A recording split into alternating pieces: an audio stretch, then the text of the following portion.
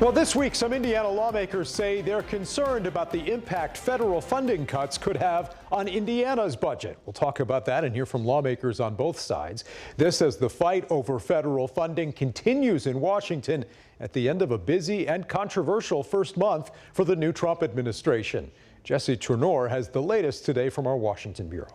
That split screen continued to play out today, with the White House celebrating the 70-plus executive orders President Trump has signed, and Democrats organizing protests against a lot of them. President Donald Trump's first month in office has rocked the country and world, from mass firings of federal workers to new tariffs on goods. And Vice President J.D. Vance says it's just the beginning. The president keeps us on a pretty breakneck pace. The White House particularly touted its moves to trim the federal government, designate cartels as foreign terrorist organizations, and carry out mass deportations. You do not come here illegally. You will not get in. You will go to jail. You will go home. You will not succeed. And on the same day, the White House hosted a Black History Month celebration. Deputy Chief of Staff Stephen Miller celebrated the end of the country's diversity, equity, and inclusion policy. It has made every aspect of life more difficult, more painful, and less safe. Democrats, though, argue much of what President Trump has done so far is not only dangerous, but also illegal. Since January 20th, Donald Trump has been on a lawless rampage. Vermont Senator Peter Welch highlighted the freezing of federal funds Congress already approved. While that and other issues are making their way through the courts, California Senator Alex Padilla says this is also a tactic to distract from other actions, like President Trump's cabinet nominees. To put us in a state of constant chaos for the purpose of confusing the American people. And the latest Gallup poll shows a slight dip in President Trump's approval rating due to concerns over the economy, falling from 47 to 45%. In Washington, I'm Jesse Chernor. All right, Jesse, thank you. Meantime, on Capitol Hill, Republicans are gearing up to vote on a budget package focused on President Trump's policy priorities. This as the president also draws criticism from his former VP, among others, for his controversial comments on the war in Ukraine, calling Zelensky a dictator, while also suggesting it was Ukraine, not Russia, that started the war. You should have never started it. You could have made a deal. It is shameful. You don't make America great by selling out our nation and our allies. Now, in a statement this week on social media, former Vice President Mike Pence said, quote, "Mr. President, Ukraine did not start this war. Russia launched an unprovoked and brutal invasion, claiming hundreds of thousands of lives." He said the road to peace must be built on the truth. This week, dozens of Hoosiers marched in front of the Indiana State House as part of a nationwide demonstration Monday on President's Day.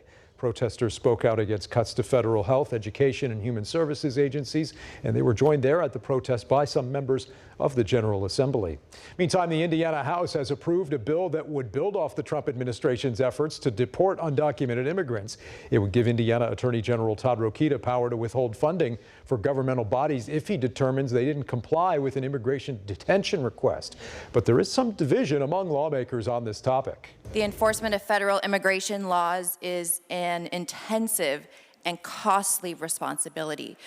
By shifting this burden onto already stretched local law enforcement, we're forcing agencies to divert their funds from violent crime prevention and community outreach. And just trying to give the Attorney General some more tools on enforcement, immigration enforcement actions, and just feel like, you know, that's a tool that can be used to help support the federal initiatives. Tax rates, their corporate income. All right, we'll keep you updated on that bill as it moves into the state Senate here in the second half of the session. Also this week, lawmakers debated various amendments to the state budget bill, which passed its final reading in the House Thursday before being sent over to the state Senate, as some Democrats continue to sound the alarm over the impact federal funding cuts could have here in Indiana. State House reporter Hannah Adamson spoke with lawmakers on both sides.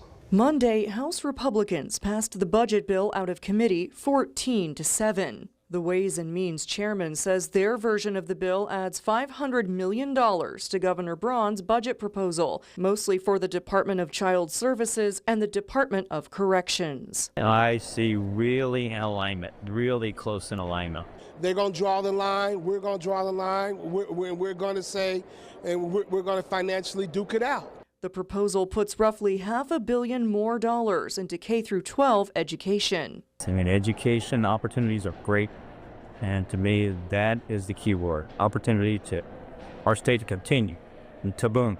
House Democrats say the proposal doesn't fairly distribute those dollars between public schools and the state's school choice program. We are saying that we're going to invest $183 million to our wealthiest families to subsidize their private school tuition. $183 million. Another amendment would have set aside $1 billion in surplus, just in case the federal government cuts funding for education and Medicaid. This is the single most serious threat to our budget and to our people and to our public health. State Representative Ed Delaney says he's concerned federal proposed cuts could force the General Assembly to revisit the budget via a special session. If the kind of threats that I see are carried out, we'll be back here. We will be back here. Those kind of dollars, yes, we have to come back for a special session if it would occur, but that should be an entire body decision and just not a handful of people. Governor Mike Braun pushed back on the notion federal cuts could hurt Indiana given the amended budget bill. The federal level, which I've spent the last 6 years at, is a basket case. We're going to be okay. The place that's got to get its house in order is D.C. and the federal government. Reporting from the Indiana State House, I'm Hannah Adamson. All right, Hannah, thanks. Let's get more reaction now from another House Democrat who spoke with us about those concerns that federal funding cuts could have a big impact on the budget here, as you'll see in Hannah's interview now with State Rep Ed Delaney. They're talking about chopping it, not adjusting it, chopping it in Washington. That's just the beginning of this, okay?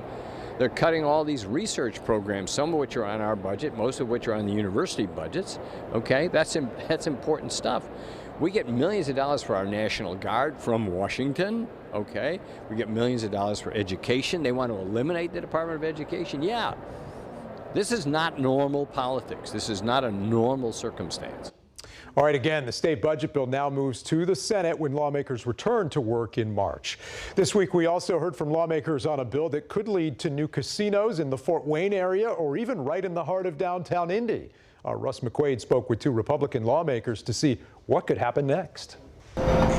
Supporters say locating a casino in downtown Indianapolis could be a boon to Marion County and its bottomless spending wish list. A lot of the infrastructure needs of Marion County, and I'm talking roads, lane miles that people drive on, potholes, I'm talking every dollar of it should go to benefit that. For reference, lawmakers have considered the revenue benefit of moving the underperforming Rising Star Resort in southeast Indiana to New Haven east of Fort Wayne. For the state, the revenue impact was somewhere between $55 to $64 million once it was up and running.